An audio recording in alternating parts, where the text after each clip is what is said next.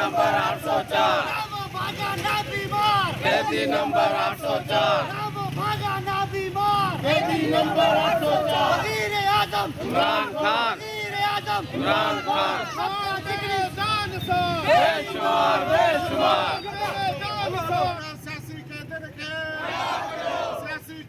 के सदकी जमीन पे विलार सदकी जमीन पे विलार नामंजूर सदकी जमीन पे कब्जा खोरी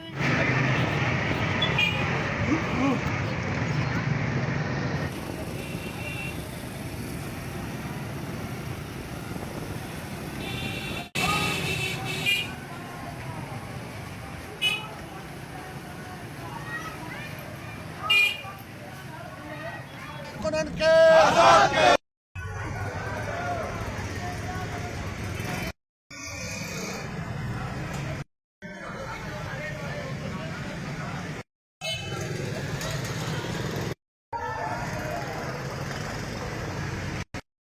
शदादकोट तहरीक तहफ़्फ़ुज़ आइन पाकिस्तान जे सॾ ते मुल्क अंदरि जाली मेडेड नाक़स हुकुमरानी लाक़ानूनियत ख़िलाफ़ शदादकोट में शटरबंद हड़ताल कई वई। शटरबंद हड़ताल सबबि शहर जा मुख्य कारोबारी मर्कज़ शाही बाज़ार, खुशदार चौक, रेशम गली, कुबो चौक, लांगा मार्केट समेत शहर जे मुख़्तलिफ़ महलनि में समूरो कारोबार बंदि रहियो।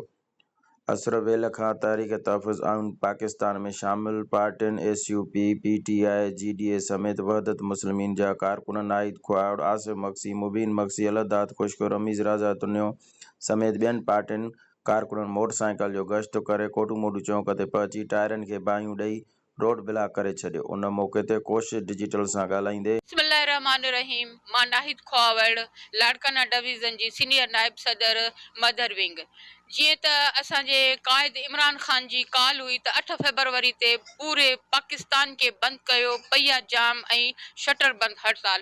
अल्हम्दुलिल्लाह ख़ान साहब जी कॉल ते अवाम जेको आहे सो उन जी मोहबत में पूरे पाकिस्तान खे बंदि कयो, पर शदादकोट में बि एतिरो त असां सां तावन कयो अवाम ख़ान साहब जे करे त असां हुननि पंहिंजो दुकान बंदि कया ऐं हुननि पंहिंजा कारोबार बंदि रखिया ऐं असांखे सुठी मोट ॾिननि ऐं इमरान ख़ान खे सुठी मोट ॾिननि। मुंहिंजे लाइ इहो मैसेज आहे त पाकिस्तान बि असांजो, अवाम बि असांजी। जीअं इमरान ख़ान चवंदो आहे त पाकिस्तान बि मुंहिंजो आहे, अवाम बि मुंहिंजो आहे। ऐं हींअर बि मां हुननि खे इहो मैसेज ॾियां थी त तव्हांजी वॾी महिरबानी, तव्हां जेको असां सां साथ ॾिनो, इन जी मां तव्हांजी तमामु घणी शुक्रगुज़ार आहियां।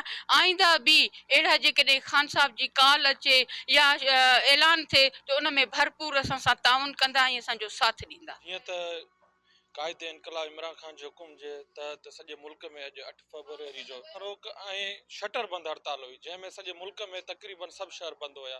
अॼु शदादकोट जी अवाम बि इमरान ख़ान जे हुकुम खे लबे करे सॼो शहर शदादकोट बाज़ार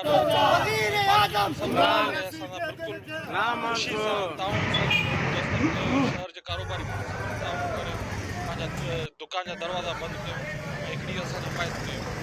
जीअं त 8 फरवरी ते सॼे पाकिस्तान अवाम सां जेको हिकिड़ो ज़ुल्म कयो वियो आहे, जेको इलेक्शन जे दौरान हिकिड़ो मैंडेट अवाम जो जेको वोट हुयो उनखे माना उनजी तज़लील कई वई। हिकिड़ा जेके गैर क़ानूनी तरीक़े सां हुकूमत 17 सीटूं खटींदड़ पार्टी खे इक़्तिदार ॾिनो वियो, उहो जेको हिन मुल्क सां असरु कयो आहे उहो सभिनि जे अॻियां आहे। असांजी मइशत तबाह लॻी पई आहे, जेको ज़ुल्म जो निज़ाम लॻो पियो आहे, जमहूरियत जो नालो ई न आहे, रुॻो आमरियत आहे।